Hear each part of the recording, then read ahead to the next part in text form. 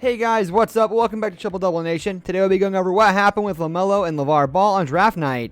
The Ball family draft night extravaganza began hours before the first pick. At a check-in table in the driveway of the family home in Chino Hills, California, temperatures are taken, hand sanitizer is offered, waivers are signed, pens are separated in containers marked clean and used, and each signee holds the signed waiver near said signee's face for a photograph, clearing the way for any and all likeness to be used for the inevitable reality show spinoff. A young woman in a Big Baller brand t-shirt bearing the slogan, "Family Never Breaks Up," takes the photo with her phone and we're off. The COVID-19 pandemic changed the NBA draft, turning it into a virtual stay-at-home affair that promised to be quaint, heartwarming, and maybe a little bit folksy. Families gathered in small groups awaiting news only the television could convey, and joy ensued. Each of the potential draftees got a cap in the mail from all 30 teams, and instead of daps and a hug with Commissioner Adam Silver after I walked to the stage, they got a backslap from their overeager uncle and a kiss from mom. But in the case of the Ball family, which is not just any family, the night could be transformed into one of the more massive marketing opportunities. LaMelo, at 19, the youngest of the three Ball brothers, was about to be drafted, and the moment would be maximized. In fact, this moment, not any of the moments leading up to it, and not any of the moments that might ensue from it, is the moment the family had been waiting ever since Lavar Ball decreed that each of his sons would become professional basketball players. Lonzo, chosen second overall by the Lakers in the 2017 draft, is the starting point guard for the New Orleans Pelicans. LiAngelo, the middle son, played for the Oklahoma City Thunder G League team last year and is hoping to sign as a free agent in the next 2 weeks. But this is the moment of ultimate vindication.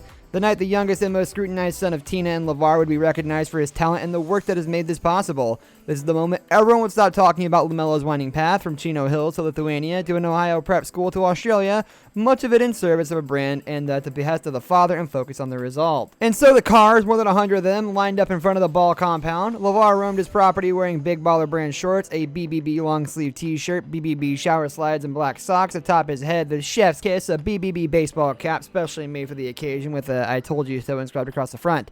A BBB gift basket was strategically placed on a table in the vast entry about midway between the stationary BBB logo on the gold-painted wall outside the house and the rotating BBB logo inside the chandelier in the living room.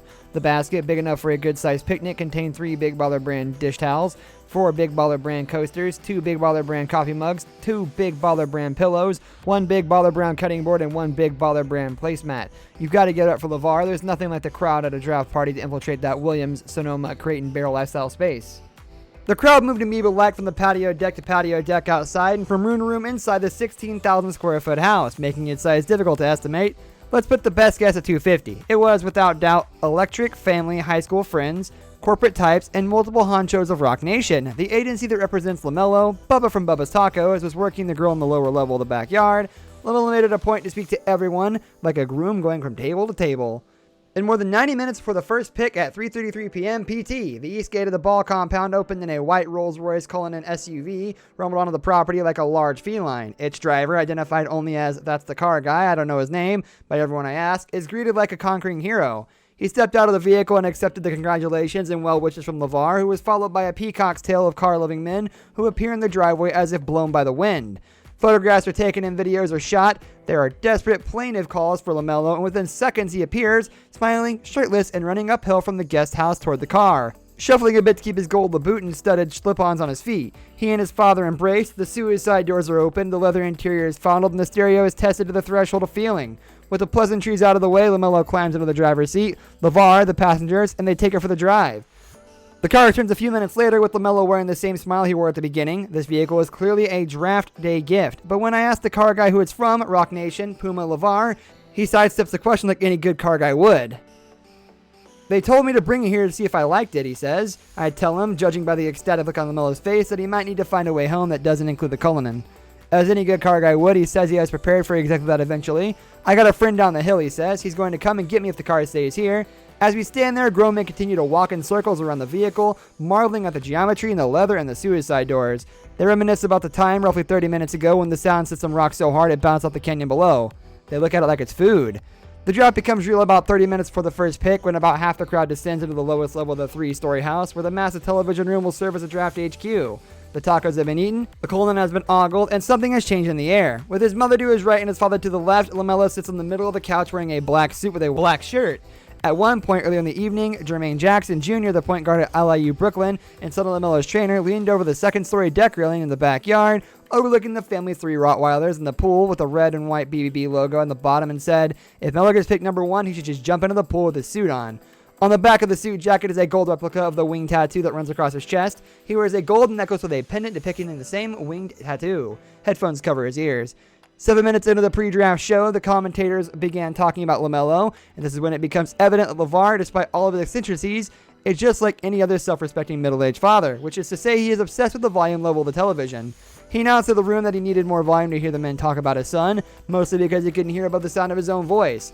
As the discussion veered from LaMelo's exquisite playmaking to his times questionable shot selection of Lavar's potentially delirious impact on his son's draft status, father and son sat on the couch in silence. Neither changed expression, neither looked at the other. They've heard it all before, and even Lavar has learned to ingest the speculation as if it were directed at someone else. It's not that they're emotionless, they're just able to disregard the idea of being emotional. The room is case silent leading up to the first pick. This is all finally happening. LaMelo puts his headphones back on. His head bops as Silver walks to the lectern.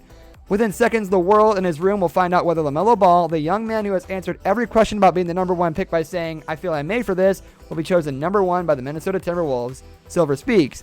LaMelo tilts the headphones from his left ear. Anthony Edwards, Georgia. The room stays silent. There is no air left. Everyone looks to the couch for guidance. LaVar begins to clap. He is bouncing forward, clapping with vigor. He is laughing. He yells, "Good job, Anthony." A few people cheer along with LaVar. LaMelo abstains. It is 70 degrees outside, a cloudless, windless Southern California night. Someone says something about snow and how LaVar doesn't enjoy it. The determination to cheer for Edwards appears to be more meteorological than anything else. The Golden State Warriors go on the deck and the tension returns. This pick could be problematic. LaVar once called Warriors coach Steve Kerr the Milli Vanilli of coaching, suggesting that Kerr's success is something of an X and O lip sync. There's a thought in the room that Kerr probably isn't eager to wade into these waters, and with that, a team with established stars, including at one point Stephen Curry, isn't the ideal spot for LaMelo to begin his NBA career. Silver again. James Wiseman, Memphis. This time a nod from LaVar. LaMelo remains imperious and headphone, and you get the feeling this is playing out exactly as he expected. By now, the best NBA reporters have tweeted out the certainty that LaMelo will be taken by the Charlotte Hornets at number 3, but the news doesn't seem to have reached the couch. The clock winds down, Silver returns to the podium, and the night is complete. LaVar and former NBA point guard Jermaine Jackson, LaMelo's trainer and the man who guided him from sideshow to this moment, conduct the ceremonial handing over of the Hornets cap.